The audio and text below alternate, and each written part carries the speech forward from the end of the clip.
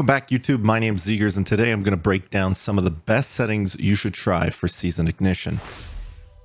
I'm going to mention right off the bat that ABI is not the most optimized game comparatively speaking, and has had some performance issues at times for many users, ranging anywhere from rendering problems or shot stutters, FPS drops, and the list goes on. I'm going to do my best to show you what I use and explain some of the alternative options for you in the event that these don't work well for you. Bear in mind that I believe there isn't necessarily a one setting configuration solve-all solution because every computer has different hardware, software, and driver configurations. I will touch on the ones I believe that will make a difference when it comes to performance in ABI. FOV or field of view. For me, I have always used around 103 in FPS games. You can see on the right the example of what field of view controls. It's essentially how much is crammed into the visual of your screen. Lower to increase performance, but lose visual width. Head shake. You're going to want to turn that low. It won't make things smoother, but the shake is annoying. Turn it off or low when able to in most games. Performance info should be set to always show so you can see what adjustments are making a difference when you're in game. Image. I personally use windowed full screen as I tab in and out of my game a lot. With that said, full screen should give you a performance advantage. I do think it's fairly negligible in ABI though. Super sampling type. I use DLSS as I have an NVIDIA GPU, and typically this is the go-to for these cards. However, if you have an AMD GPU, you should try FSR, which is their version of the DLSS. Regardless, try all three and see which you like more in terms of visuals and consistency in the performance. DLSS does have a tendency to create some image streaking, where you may see a bright color ghost or a streak here and there. Really depends on the game, but I've seen it on DLSS even with a 4090 GPU countless times on ABI. I still keep DLSS on though because it provides me with a nice FPS boost. Super sampling quality. I keep mine on balance. Found it was the best for both worlds for the DLSS option. I would recommend trying all three options for yourself, but I found that there was more color streaking when it was on anything but balanced. Typical max FPS should be equal or just above your monitor's refresh rate whenever possible. For VSync, I'm not a fan of it. I typically turn it off. It's supposed to match your FPS to your monitor's refresh rate, but I like having the FPS a little higher than the refresh rate to give it a buffer. Try turning it on if you're seeing a lot of screen tearing. Sometimes the GPU driver control panel overrides these settings depending on how you set things up on your PC. Recommend enabling main screen frame limit, especially if you're on windowed mode and like to alt tab. It will make everything super laggy when you're tabbed out of the game if you don't have this on. Variable rate rendering. If you're having issues with shaders or certain assets loading on your screen, try toggling this on or off. For me, on worked best. I believe the below are the best detailed settings for ABI. I would mention that you could drop view distance to low. You can control small assets like a box or a wooden pallet at distance. Putting this low will still show you a player at max distance, so no worries there. Shadows tend to draw a lot of GPU resources, so having them low will give you a performance boost.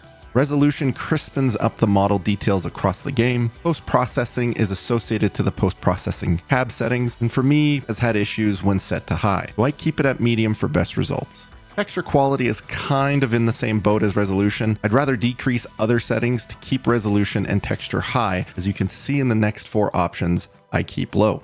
There's a new setting this season called Scope Quality. I recommend putting it on quality if you can get away with it. I found balance and performance to cause crazy lighting, flickering, and pixelization problems in my game when scoping. Sound. This is entirely dealer's choice.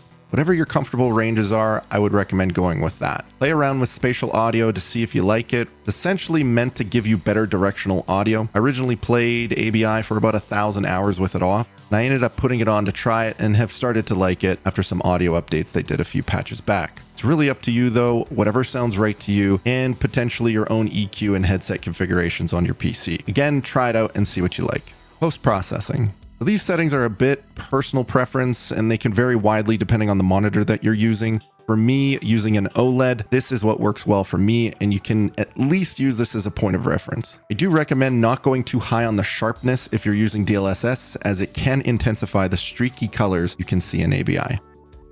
Additional performance solutions. Lastly, I wanted to try to provide some additional things that you can try in the event that you suffer from crashes, stuttering, or anything alike, as there are a couple of additional things you could try that have been crowdsourced over the last 8 months or so. First off, if you're running an NVIDIA GPU and you're having issues, you should look into installing the December 5th driver. A good friend Dan brought this to my attention and has solved issues for individuals within the community countless times with them reverting their drivers to the December 5th version. Anywhere from rendering problems to crashes to fixing some stutters for people. It should be noted that this is only relevant to people using a GPU Series 4 and under. If you're using a 5 Series GPU, you should be up to date as there is a lot of important framework in the recent drivers for the 5 Series GPUs. You can obtain the December 5th driver from NVIDIA's website by filtering your own GPU and looking for previous versions. The reason for this recommendation is, as per the interwebs, December 5th version was the last really stable version from NVIDIA. Recently, they've been getting a bit lazy on vigorously testing their drivers and have had a wide range of random issues with some of the new ones they've released.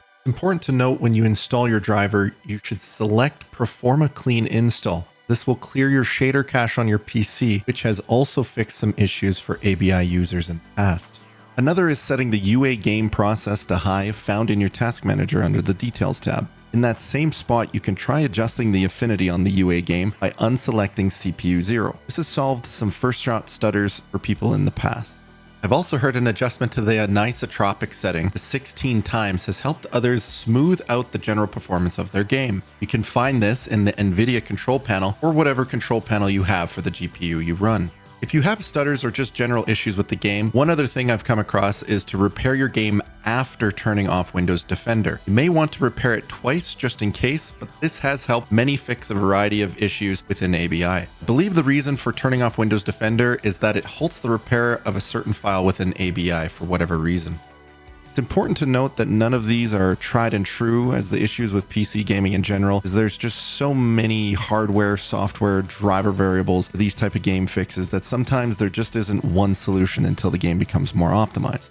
I wanted to showcase these in case they may work for you. The last thing I'll mention is my particular monitor had an internal setting options called variable refresh rate, also known as VRR. If your monitor has this, try turning it on. It really smoothed out some of the FPS and game stutters for me. This setting is not on all monitors though. Hope you enjoyed this video. Let me know if there's anything else that I might have missed in the comments below. Until then, good luck.